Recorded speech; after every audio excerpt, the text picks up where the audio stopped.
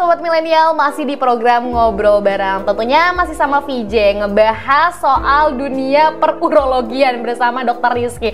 Tapi pemirsa, aku masih mau ngeinformasiin kepada pemirsa kalau Rumah Sakit Anisa itu melayani vaksinasi bagi calon jamaah haji dan juga umroh. Dan gak cuma calon jamaah haji dan juga umroh, tapi kalau pemirsa mau keluar negeri juga Rumah Sakit Anisa ini juga melayani vaksinasi ini nih. Nah, seperti vaksin meningitis dan juga vaksin influenza. Nah, kalau pemirsa pengen vaksin di Anisa, jadwal pelayanannya itu dari hari Senin sampai dengan Jumat jam 8 sampai jam 12.00 waktu Indonesia Barat.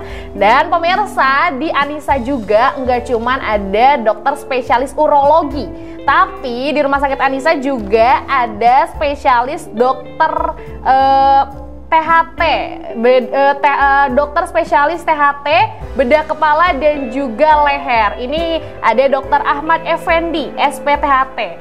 Jadi pemirsa juga yang punya keluhan soal dunia per-THT-an dan lain sebagainya bisa langsung konsultasi di Rumah Sakit Anisa. Dan gak cuman itu, di Rumah Sakit Anisa juga kita ada dokter spesialis radiologi yang ditangani oleh Dr. Dian Aryuni SP Rad gitu ya. Jadi pemirsa di rumah yang punya keluhan seputar hal tersebut, di Rumah Sakit Anisa sekarang sudah melayani spesialis, dokter spesialis urologi, radiologi, terus juga THT dan lain sebagainya. Jadi pemirsa langsung aja ke Rumah Sakit Anisa karena Anisa sudah melayani dokter-dokter spesialis yang tadi mungkin disebutkan gitu ya, dan juga vaksinasi untuk jamaah haji dan juga umroh. Nah, kita masih ngobrol sama Dr. Rizky gitu ya, masih pasti seputar urologi tersebut. Nah, Dr. Rizky gitu kan, kita masih ngomongin soal mungkin perurologian gitu ya. Nah, ini mungkin masih berkaitan ya sama hitan anak-anak gitu. Nah, mungkin aku pengen nanya nih dok, biasanya normal anak-anak tuh kalau harus dihitan tuh umur berapa dok? Iya, baik. Jadi kalau hitan untuk anak-anak itu bisa dilaksanakan kapan saja ya. Yeah. Jadi bahkan di US itu ada yang namanya neonatal circumcision. Jadi anak yang baru lahir langsung dihitan. Tapi itu memang di Indonesia jarang ya, jarang. Jadi di hitan itu kalau untuk umat Islam memang manfaatnya banyak ya. Yang pertama melaksanakan syariat, kemudian menjaga higiene saluran kemih ya, organ reproduksi. Kalau misalnya di urologi ada juga indikasi hitan yang memang untuk menangani kasus tertentu. Contohnya fimosis atau parafimosis namanya. Jadi itu kulupnya itu tidak bisa ditarik ke belakang dari kepala penisnya ya. Jadi kulupnya itu atau pereputiumnya itu kita tidak bisa tarik ke belakang. Jadi kalau misalnya ini sempit, lubangnya sempit, itu kita sarankan untuk sirkumsisi, untuk dihitan. Atau juga lubangnya pereputiumnya, kulitnya bisa ditarik ke belakang, tapi tidak bisa ditarik ke depan lagi.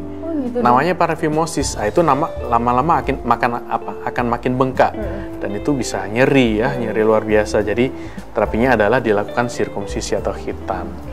Berarti kalau hitan itu bisa kapan aja gitu ya dok? Bisa kapan aja. Tapi kalau misalkan baru lahir mungkin di luar negeri itu bahaya gitu nggak sih dok? Enggak bahaya. Tidak. Jadi mungkin bisa, maksudnya di hitan tuh nggak cuma umur berapa, tapi juga abis ini lahir juga bisa gitu ya dok? Cuman kan kalau bayi-bayi baru lahir kan butuh spesialis urologi ya, karena kan kondisi penisnya kan masih kecil ya, bener, dan itu butuh keahlian tertentu dan harus lebih hati-hati. Memang dokter umum bisa juga melakukan sirkumsisi, kemudian praktek-praktek sirkumsisi cukup banyak ya, kita dapatkan di masyarakat Indonesia banyak. Jadi sebenarnya kalau hitan itu kalau dalam Islam wajib ya, sunat gitu ya. Wajib. Tapi selain hal itu mungkin juga dari kesehatan juga penting banget. Betul, gitu ya dok. Artinya kalau kita tidak melakukan hitan, sisa-sisa kencing itu seringkali tidak bisa dibersihkan dengan baik. Jadi tertutup oleh kulit yang berlebih itu, sehingga kalau orangnya memang tidak rajin untuk membersihkan, menarik kulit ke belakang dari penis, kemudian mencuci dengan air ya, membersihkan dengan kain dan lain-lain, lama-lama bisa jadi infeksi di situ. Nah, itu penanganannya tentu akan dihitan dan kalau ada sesuatu dibersihkan. Kalau kulit yang penis yang kotor, itu merupakan salah satu faktor risiko terjadinya kanker penis. Oh gitu dong. Ya, jadi kalau kebersihan itu penting. Itu sih paling penting. Apalagi kadang kebanyakan nih bahaya gitu nggak sih dok? Misalkan pria tuh kan kadang bisa fleksibel ya, kencing di mana aja gitu dok. Maaf.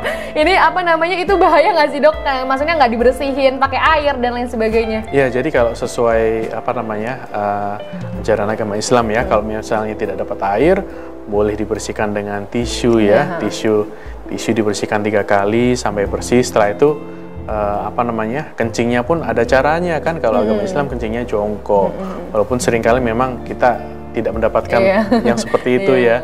Tapi yang jelas setelah kencing harus dibersihkan dengan baik. Oke, baik. Ini berkaitan gitu ya mungkin dengan pertanyaan selanjutnya nih dok. Nih soal kelainan alat kelamin anak laki-laki yang bisa ditangani oleh dokter spesialis urologi. Nah biasanya apa sih kelainan alat kelamin anak laki-laki yang biasa ditangani sama dokter? Ya, yang pertama tentu fimosis ya, seperti yang saya sampaikan tadi, fimosis, parafimosis. Kemudian ada yang namanya hipospadia. Hipospadia itu kalau normalnya lubang kencingnya laki-laki itu ada di ujung ya. Ini hipospadia ini lubang kencingnya ada di pangkal, di bagian bawah penisnya. Macam-macam, ada yang di pangkal dekat kemaluan, ada yang semakin lama mendekat ke ujung. Nah itu karena kelainan yang terjadi di dalam kandungan. Itu hipospadia. Kalau yang satunya lagi namanya epispadia. Lubangnya justru di punggung penisnya. Jadi itu namanya epispadia. Banyak kelainan yang muncul di bidang urologi, cukup banyak melakukan operasi-operasi hipospadia seperti itu. Jadi banyak pasien-pasien anak-anak yang memang lubang penisnya tidak di ujung.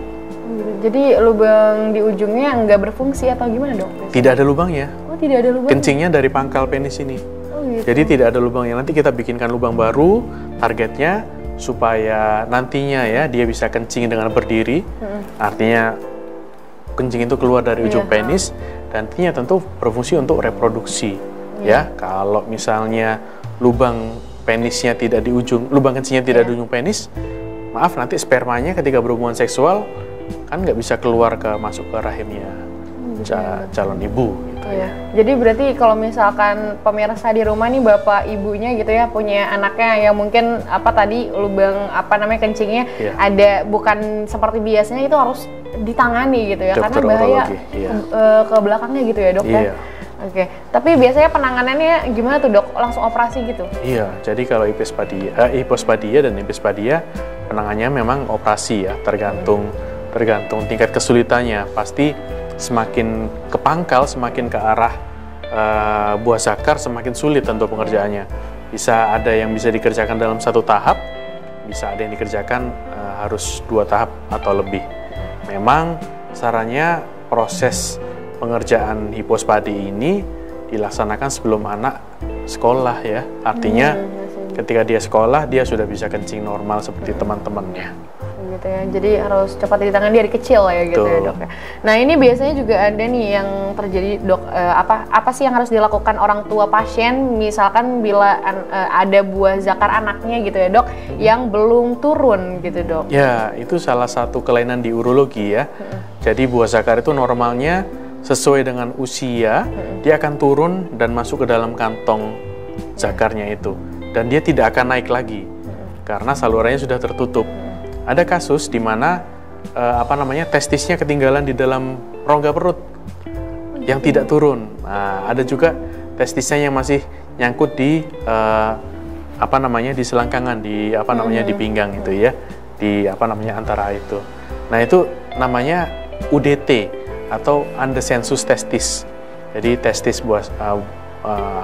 organ testis yang tidak turun ke dalam kantong buah zakar. Itu memang harus ditangani ya, paling bagus ditanganinya 12 sampai maksimal 18 bulan.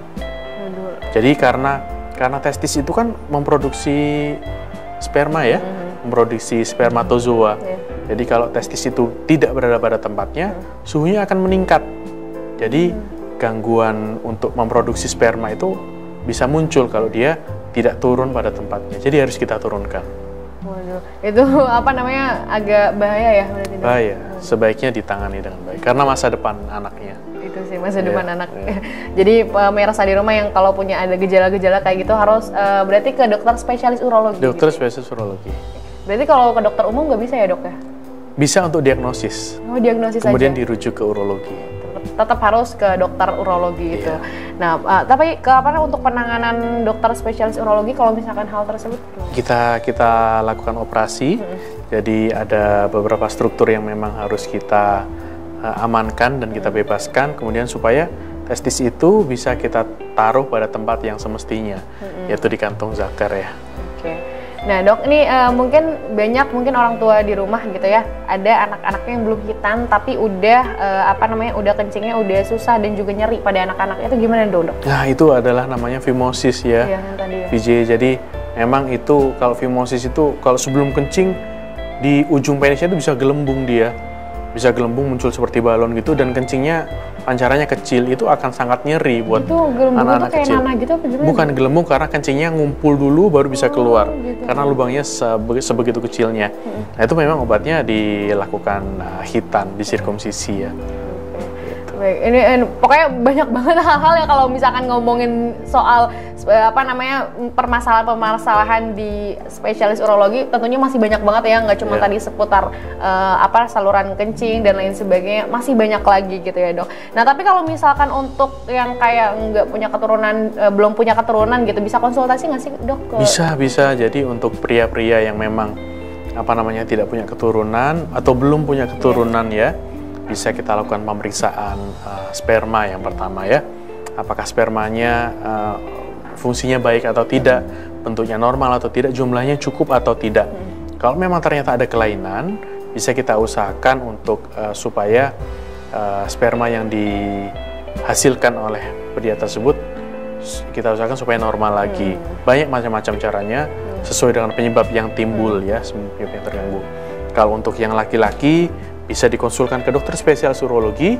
Kalau yang perempuan, dikonsulkan ke dokter spesialis kebidanan.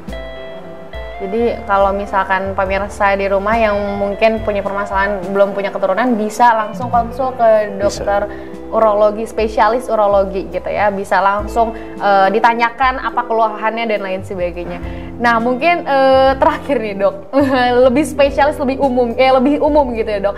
Himbauan apa yang mungkin bisa dokter Rizky sampaikan untuk pemirsa di rumah supaya mungkin bisa menjaga hal-hal seperti gejala-gejala yang mungkin selama ini ditangani sama dokter Rizky nih, apa nih himbauannya mungkin? Ya, yang pertama hidup sehat ya, makan makanan sehat, kemudian jaga kebersihan diri.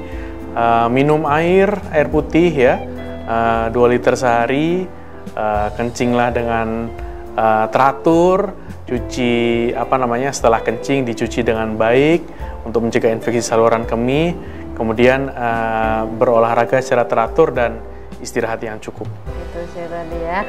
Pemirsa, sebenarnya hal-halnya simple gitu. Jadi yang paling penting ya tadi menjaga kesehatan yang tadi dokter Rizky sampaikan gitu ya. Hal-hal itu yang mungkin pemirsa bisa lakukan di rumah karena simple banget untuk bisa menjaga kesehatan kita gitu ya, dokter Rizky. Nah dok, tapi aku pengen tanya, mungkin pemirsa di rumah pengen masih ngobrol sama dokter Rizky. Ini dokter biasanya kapan prakteknya kalau di Anissa nih dok? Jadi di Anissa Cikarang saya praktek hari Selasa sore jam 17 sampai jam 19. Kemudian kalau di hari Sabtu saya praktek mulai dari jam 9 pagi sampai jam 11 siang. Setelah itu saya melakukan tindakan operasi di Anissa. Itu. Berarti bisa langsung operasinya di Anissa gitu ya? Iya, bisa. Oke, baik. Nah, pemirsa tadi udah banyak banget ya hal-hal yang kita obrolin sama dokter Rizky gitu ya seputar dunia urologi itu, karena banyak banget ya pemirsa. Tapi pemirsa juga kalau misalkan masih pengen ada yang ditanyain seputar urologi atau misalkan permasalahan lain di dunia urologi itu, langsung aja deh pokoknya konsul ke dokter Rizky gitu ya di Rumah Sakit Anissa. Itu di Rumah Sakit Anissa Cikarang tadi yang udah disebutin ya, hari Selasa dan juga hari Sabtu gitu ya. Jadi langsung aja daftar tuh untuk bisa konsultasi lebih banyak sama Dokter Rizky.